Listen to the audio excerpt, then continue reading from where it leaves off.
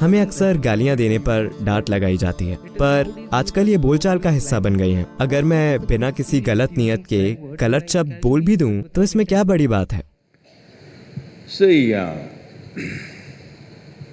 देखिए, ऐसा हुआ, एक अच्छी कैथलिक लड़की शादी करके ससुराल गई। 3 दिनों के बाद उसने अपनी माँ को फोन किया और बोली, माँ, मैं इस लड़के के साथ नहीं रह सकती, वो हमेशा 4 अक्षर के शब्द बोलता रहता है। तब माँ ने पूछा, वो कौन से 4 अक्षर वाले शब्द बोल रहा है? उसने कहा, वो कहता रहता है, कुक, क्लीन, वॉश, आयरन।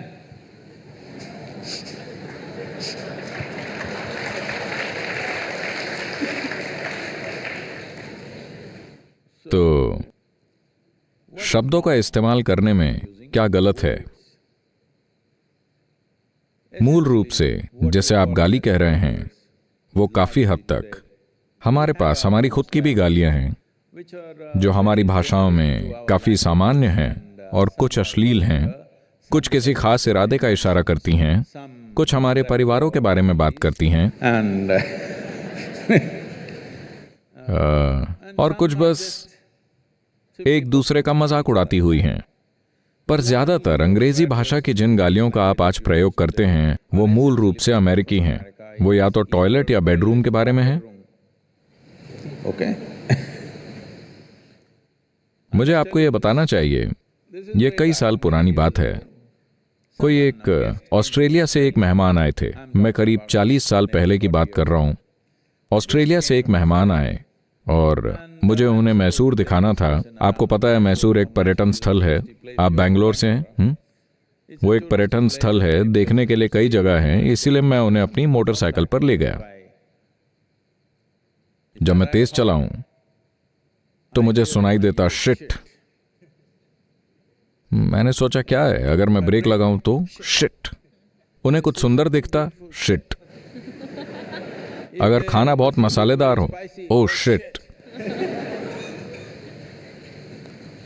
मैं सोच रहा था, ये आदमी पूरे दिन शिट का मंत्र की तरह जाप क्यों कर रहा है?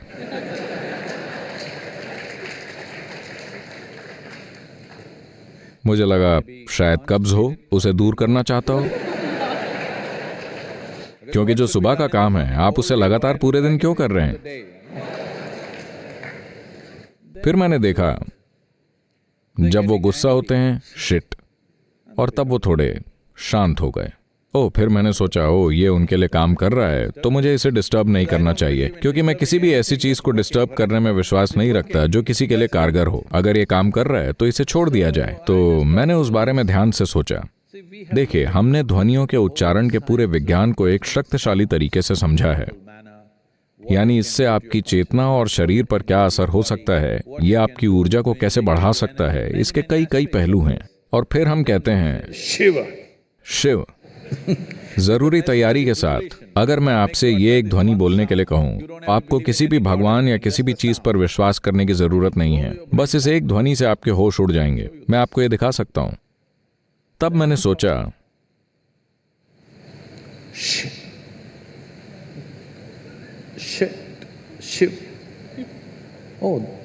हम इस पर वैज्ञानिक रूप से पहुंचे। वो किसी तरह से ये समझ गए।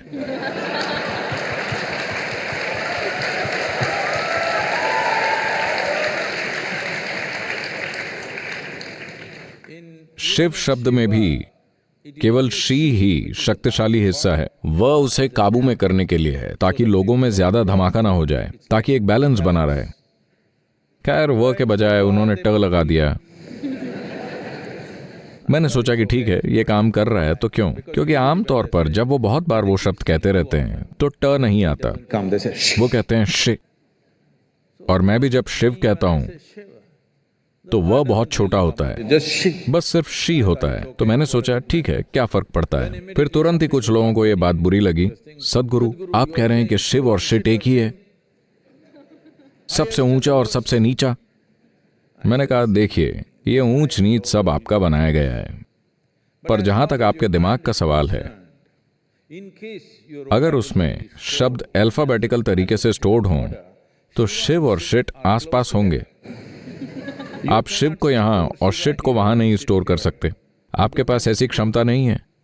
मुझे नहीं पता कि ये आपके दिमाग में कैसे दर्ज है। अगर अल्फाबेटिकल तरीका हो तो ये एक दूसरे के ठीक बगल में होंगे, तो आप उन्हें अलग नहीं कर सकते। तो सवाल ये नहीं है कि क्या अच्छा है, क्या बुरा है, क्या सही है, क्या गलत है। सवाल ये है Question is, will it work कि everywhere? क्या ये हर जगह काम करेगा। अगर आप हर जगह शिट करते रहेंगे तो क्या ये आपके लिए काम करेगा। सवाल ये है। तो युवा लोगों के बीच ये ठीक है, आप हर जगह शिट शिट कहते रहते हैं, Now it's come to America. पर अब अमेरिका में ऐसा हो गया है कि शीर्ष पदों पर बैठे अफसर भी ऐसे ही शब्द बोल रहे हैं। Just like that. अंतर्राष्ट्रीय समुदाय में जब वो ऐसे शब्द बोलते हैं तो कई तरह से बातचीत खत्म हो जाती है, ठीक है, किसी और वजह से नहीं, सिर्फ इसलिए कि लोग, अगर आप देखें तो कुछ अमेरिकी फिल्में, सीरियल और स्टैंड अप कॉमेडियन वो एक शब्द के साथ पूरा वाक्य बना रहे हैं। हाँ, पूरा वाक्य सिर्फ एक शब्द होता है जिसे कई अलग अलग तरीकों से दोहराया जाता है और वो उसे महान चीज मानते हैं। मैं कह रहा हूं, एक जटिल भाषा को विकसित करने में इतना समय लगा, मानव मन के लिए हजारों साल लग गए। भाषा उन सबसे जटिल चीजों में से एक है जो इंसानी सभ्यता ने इस दुनिया में विकसित की है। Language. भाषा कोई छोटी चीज नहीं है। वैसे भारत में हमारे पास 1300 भाषाएं हैं। कितनी प्रतिभा रही होगी कि यहां आप मराठी बोल रहे हैं, कोई तेलुगु बोल रहा है, कोई कन्नड़ बोल रहा है, कोई कोंकणी बोल रहा है, और हजारों सालों तक यूं तो आप आसपास रहते थे, पर आपने अपने साहित्य को बनाए रखा, उन्होंने अपने साहित्य को बनाए रखा। इस तरह उन्होंने मैनेज किया। भाषा को विकसित करने के लिए एक तरह की प्रतिभा जरूरी है।